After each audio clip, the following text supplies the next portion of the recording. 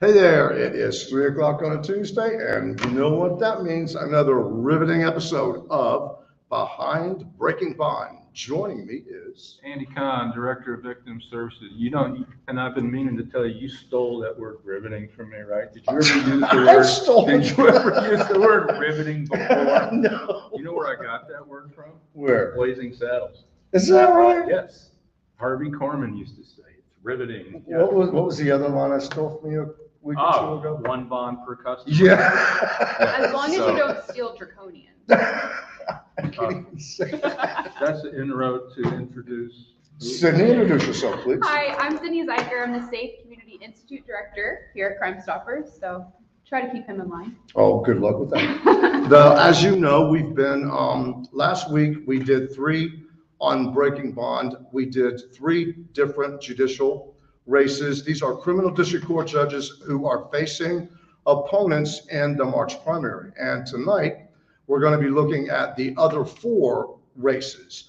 And again, this is your opportunity. If this is something that bothers you, if you think that the revolving door at the courthouse needs to stop, this is your opportunity to do something about it by going to the polls, using the power and voting. You know, we're telling people research your candidates. Don't take it for granted. I think this is going to be the first time in 2022 that there's going to be focus on judicial races in Harris County like it's never been before. Right. So please, we're asking you, if you're truly concerned about public safety, this is an opportunity for you to weigh in. And just the fact that you actually have incumbent judges that are facing opposition in their own party, that's almost unheard of, isn't it? Never happened before. I've never seen an actual judge who's running for re-election to be opposed by someone else in his own party. That's unheard of, but that also speaks volumes as to what's happening in Harris County. Yeah, and again, we're up to more than 160 Harris County residents who've lost their lives because of a defendant out on multiple felony bonds at once. Yeah, and Sydney, you've watched, you know, as we've progressed with all that, you watch me do this, you keep track of all this stuff as well, and you were actually in Austin.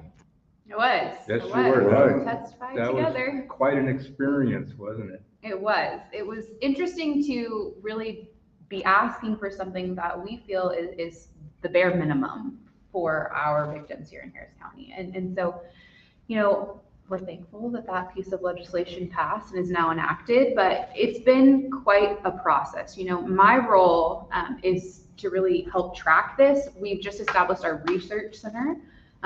We announced it in January, and basically the entire purpose of the research center is to track this and to provide Houstonians and people of Harris County a way to go and interact with a very easy to use dashboard, look at what crimes are happening, what courts are doing. That's something that I've been tracking right now is, you know, what courts are even holding jury trials and what's going on there. We're looking at kind of the bail system as a whole. Well, let's go back to the jury trials. So Yeah. what do you know so far?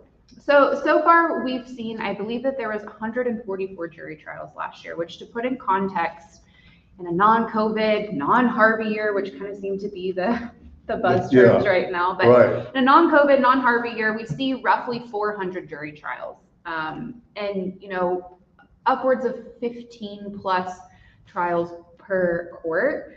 We had courts that did not hold a single jury trial last year, and many of them holding between 2 and 5. And we're talking felony court. Felony court, yeah. And when you put that in perspective, there's some courts that had like 12, 13, 14. Right, absolutely. So there's some courts that are kind of functioning almost as they would in a standard year. I know that we're still trying to feel things out and get back and up and running. But to give that context, the reason this is so important is because statistically, the longer someone sits in pretrial, so the longer they wait for their trial to be heard by a jury, the more likely they are to reoffend. The bond system is not created for somebody to be on bond for 2, 3, 4 years. Right. That's not even, Right. that's not how you do it. We shouldn't have, you know, people charged with murder or even multiple murders sitting there for years on end. It's just not how our system was truly created to function. And so, of course, we have quite the backlog in our court system for a plethora of reasons, but we're seeing that some courts really are functioning full steam ahead and some courts are not, and that's really a problem. And would you, okay, COVID, it's the same for everybody.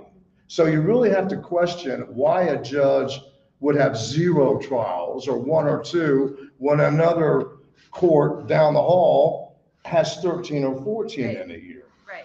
And, you know, for a long time, there's different comfort levels. Of course, we can be sympathetic, empathetic to that, but now we're getting to a point where, I mean, mandates are pretty much all lifted, even across the nation, even in some of our most locked down states. We're seeing, you know, even mask mandates lifted, which, I mean, again, everyone has different comfort levels, but we are seeing that it's possible to have jury trials even in a COVID world. If we can have a rodeo, we can have jury trials. Thank you. Oh, and I'm thankful that the rodeo is coming back. You can use that line too. Yeah.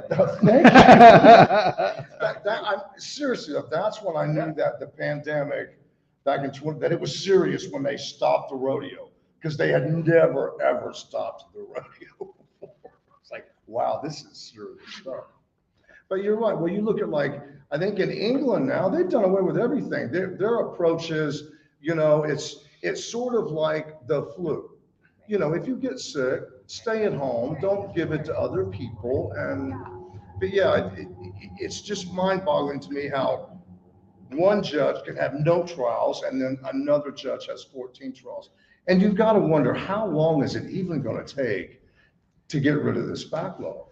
I mean, probably a long time, because the sheer number of courts that we have, the sheer number of prosecutors that we have is just tiny in comparison to that. What are we, 100,000 cases in our court backlog? We've had 1 additional court in the last 40 years. 40 years, yeah. And the way my analogy is, you look at how many different highways are built and roads that are built. We build because we have an increased population, but we haven't done it for the courts. So I think next session, you're going to see a concerted effort. But if you're going to have more courts, you got to have more staff. Right. That also includes more prosecutors, whether you like it or not. You cannot add more courts, which everybody is saying we need, if you don't staff the district attorney's office properly. Well, you know, it's almost like when you go back to when we were doing the whole all the parolee stuff, right? It's like people were serving like a 20-year sentence in a matter of 2 or 3 years, right? Yep. And the problem was we didn't have enough prisons. Well, we built more prisons and that took care of it. And in a way, this is the same sort of thing. Sometimes you almost have to sort of build your way out of a problem, right? You create more courts, you create more staff. That's, I think, how you finally overcome this huge problem that you've got. No argument from me on that. One of the things that we've looked at, both Sydney and I, and we started, and one thing, and we're going to kind of raise this alarm, is more and more of these cases are going to go to trial. They're starting to pop up, and these people have been on bond 3, 4, 5, and especially a capital murder bond. What incentive is there to go back? Right. For a trial? Because we've already done several Crime Stopper rewards on guys that were on 5 counts of human trafficking, who was on a bond and showed up for the first day of trial and then said, yeah, this doesn't look as good. I gotta go up from it. I'm out of here. You catch me if you can. And he got sentenced to 40 years in absentia, but we got a reward flyer. Another lady, a part of one of the notorious MS-13 gangs, 4 of the 5 were sentenced. She was the last one waiting to go to trial. So a few days before the trial was set to start, she skipped town as well. So you're going to start seeing, as these trials are actually going to start coming to fruition, defendants who are out on bonds for violent offenses, especially murder and capital murder, I think you're going to see more and more of them take off. Well, look how many times you've asked. You've asked repeatedly. Let's see numbers. Somebody's got to know, right? You would think that some entity within Harris County would be keeping track of this, because these are dangerous people that have been in shootouts with police officers have gotten killed, the defendants have gotten killed. And keep in mind, capital murder is the one charge that a judge can automatically say, no bond. And it makes sense because you're talking about somebody that's ultimately facing a death sentence or life in prison. I mean, I'm not the smartest tool in the shed, but I don't know if I Both show. of us will agree on that point. I think everybody vote right now. Vote. That is probably the most accurate thing.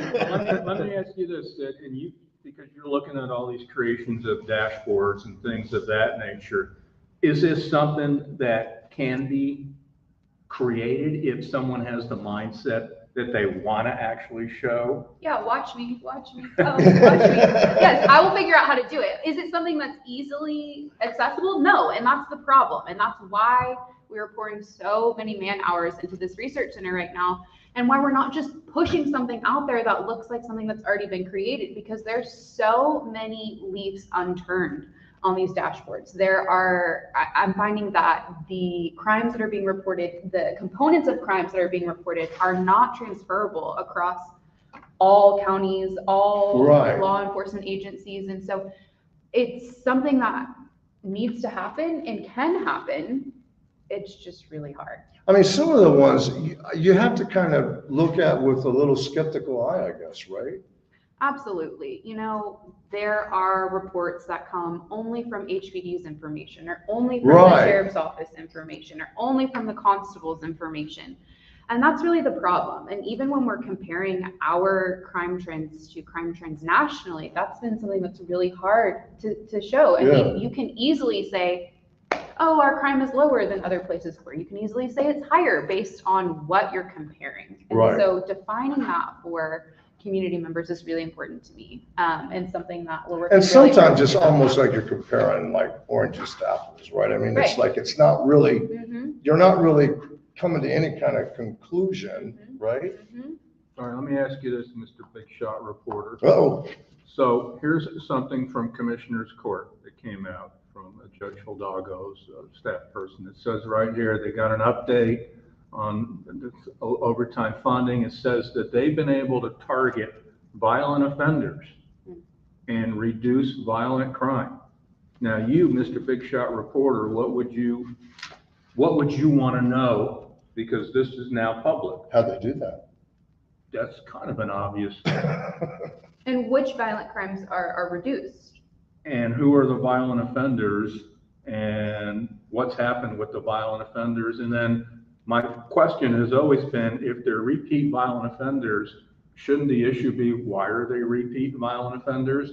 And what assurances are you going to give the public that if we do get these people back in custody, and I don't know for what, because if they haven't been charged with additional crimes, I don't know what you're going to take them back in for. What assurances do you give the public that they won't once again get back out or not? So while we do appreciate, tweets like this, to me, it opens up the proverbial can of worms as to you putting this out there, but man, oh man, do I got a lot of questions regarding this. Right, and I think we all have to remember that we are, a week away from the primary. Of course, people are already voting, but I think that we're going to see a lot of this now. Crime is a big issue, and I think that anybody that's trying to do well in the primary is going to kind of jump on the, yes, crime is bad, and I'm going to do something about it, right?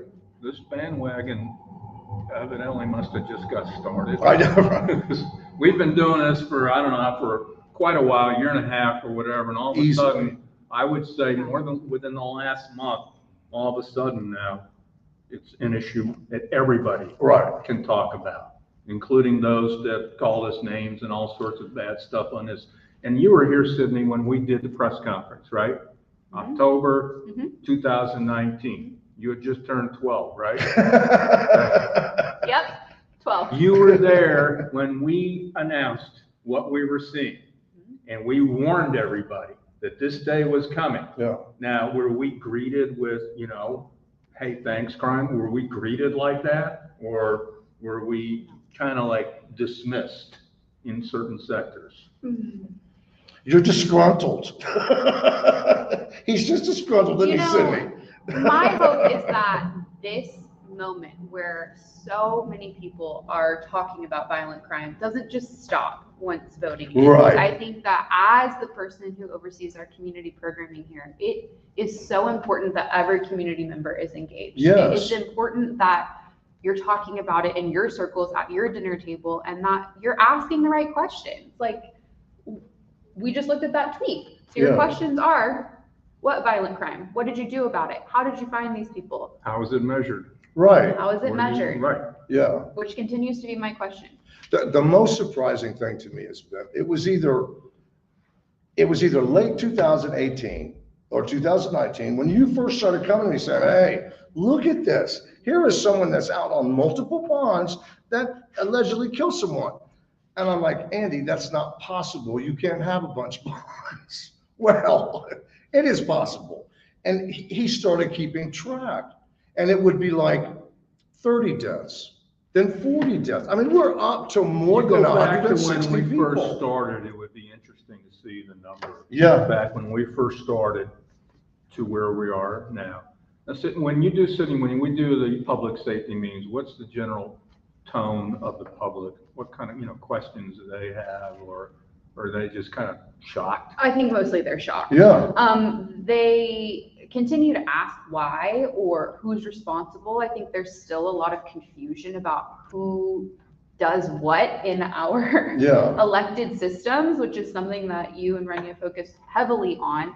But also, like, why does this continue to happen, and who do we need to talk to about it? Right. Is always the question. I hear the same thing all the time. And we've been doing the ongoing series Breaking Bond for more than a year, but before it ever started, we did dozens of stories telling the viewer about this, pointing this out, and I get the same thing all the time. It's like, someone's, hey, you're the Breaking Bond guy. What's going on? And it's sort of hard to explain in a way because on the surface, it doesn't make sense. I mean, it really doesn't make sense. You've been doing this now for 30 some odd years, and now people talk to you as the Breaking Bond. It's because of you. You're like, no, what they say is, you're Andy Kahn's friend. You're going to get You two are a mess and a You're going to get typecast, on this. But, I talked yesterday, there was press conferences with the mayor, the police chief, and community leaders and city councilmen. And I talked about 11-year-old Darius Dugas. Yes. Just going to get his coat. That's all he wanted was his coat. And instead he gets gunned down by a guy that was on a repeat violent felony bonds. There was at least 6 or 7 bond violation reports filed. There were motion to revoke his bonds, and nothing happened.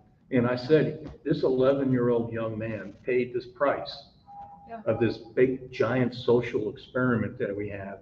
And it shouldn't be a social experiment. These are people's lives. Right. They're not collateral damage. Like you said, they're people. The one that just broke my heart and that was Martha Medina. Because, I mean, it's like, I could see my mom doing that, like going to the bank and then running into McDonald's, and then the guy's out on he's a capital murderer, defendant. Again, why would you put somebody that's facing a life sentence or a death sentence? Yeah, go ahead. Well, we trust you to come back. And this guy had 3 prior felony convictions. Yeah. And he was also on bond for aggravated assault with a deadly weapon as well. And 71-year-old Martha Medina, like so many others, have paid the price for this. And like I said, we didn't see this before. And we're seeing it now, right? Because we'll age ourselves. You and I have been around, when they did the wheel and all that good stuff. There was no social media. There was nothing. No social media. When we first started doing it, right. I was doing a talk today, and I said we never did stories on guys out on bond for capital murder. No, it didn't happen. No. If anybody out there, if you know of a story, like some old story in the Chronicle, please send me the link, because I'm telling you, as long as I've been a journalist in this town, until now, until all of this, I never did a story saying that someone was killed because a criminal district court judge repeatedly let a violent offender out on bond, time after time after time. Never. And if anybody else ever did a story or is aware of a story, send it to me. Let me ask you this. Obviously, you're just a few years younger than Randy and Yeah. or a few decades, or something of I have that, suits older. something of that nature. Nice. How do young people get involved with us? with us, or what we're doing, or just want to get involved because Yeah. they're concerned? So my encouragement to you would be to contact us. You can go to our website. There's an info form that you can fill out and have us come to wherever your group is that you're engaged with and talk about these things. My friends are still so confused about who does what and what do you mean there's all these murders happening. I'll give you an example. My friend called me the other day and said she was thinking of traveling with her family, but she sees that this place that she's traveling is a level 2 concern for the United States, but she's reading and it says that most of the murders there are just targeted. And I like jokingly looked at her and I was like, well, here they're not targeted, just random people on the street are getting killed, so you're probably safer there than here. And she was like, and I said, let us do a presentation for you and your mom friends. That's really the best way. The other thing that you can do is you can join our young professionals group, which really engages How with young this. do you got to be? We can't go. Younger than you. We are not allowed, obviously. Definitely man. younger than you. But you bring up an interesting point because most people, they're not in the criminal element. You go to work, you raise a family, you're not, maybe what you know about the criminal justice system is what you've seen on like Law and Order, right? I mean, Absolutely, that's what people think. yeah, I mean, if you, and as a reporter and a criminal, no, I'm in the criminal justice system because of the job that I do. So are you. So we know things about it that the normal person, they don't need to know that, so they don't know that. But I also think that you should be willing to ask questions. Like Yes. I love when people ask me questions and sometimes I feel like they're embarrassed to ask what they think is a simple question. And really what they don't realize is that so many people have the same question. Right, there is no stupid question. Right, really, like ask me what a judge is. Yeah. Ask me what the DA does. People sometimes think that judges are appointed. Yes. Right, yes.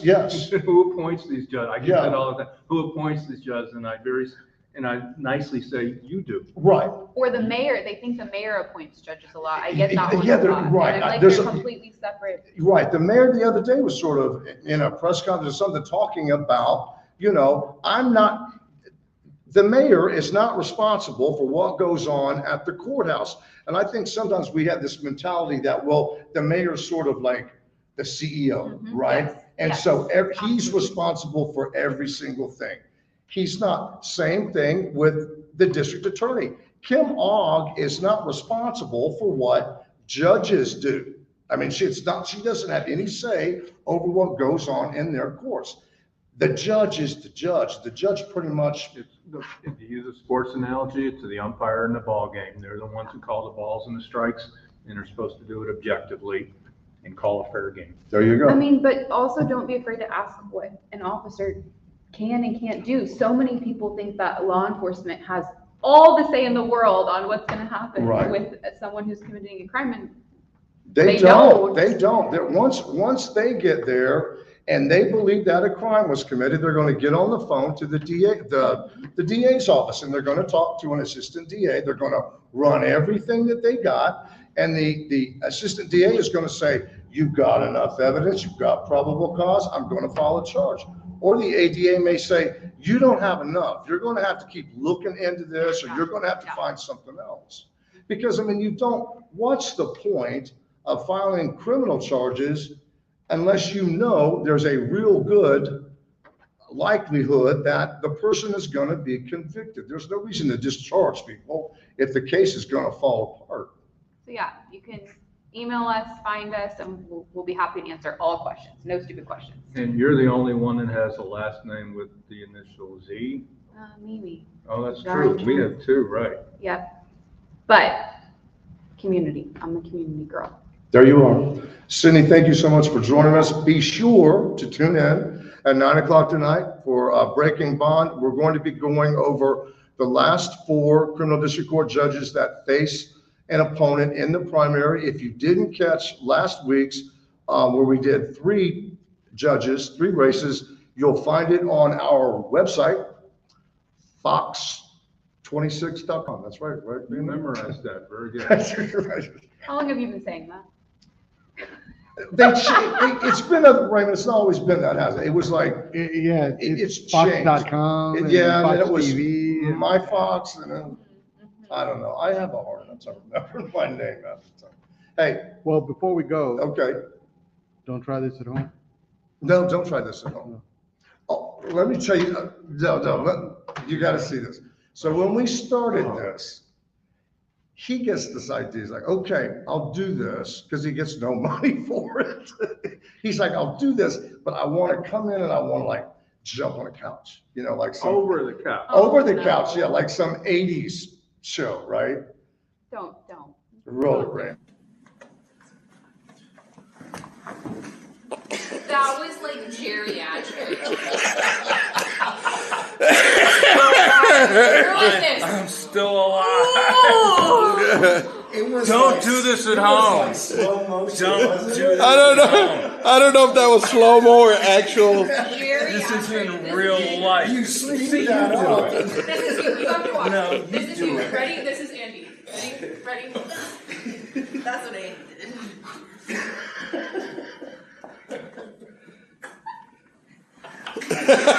That's what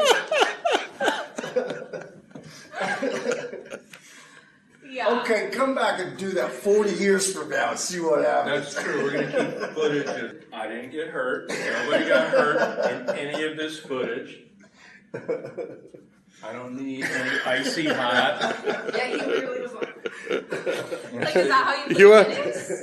That's how I rush to the next. Do you want to you want to redeem yourself? Wait. There. Wait. I thought you were gonna eat it on that.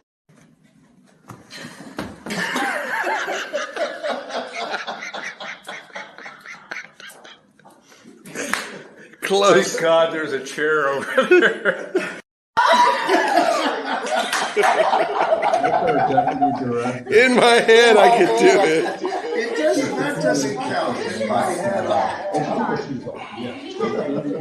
Yeah. Watch, Do you take a watching break? what's going on. Yeah. I mean, Andy does it, but. I mean, look at that form. And her legs are half the size of yours.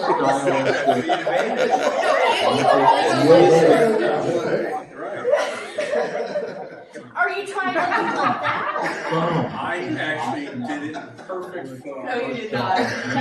No. And Or you turning. That was Hang nice. on. I need your legs to go completely We take this horizontal stuff here and very then swing seriously around. here. I think the tree is Sorry for also the fun. That was impressive. That's I'm great. gonna try to have a cushion. We did have a disclaimer, right? Yes, do not do that at home. Hey, thank you so much for watching. Watch Breaking Bond tonight at 9. See you next Tuesday.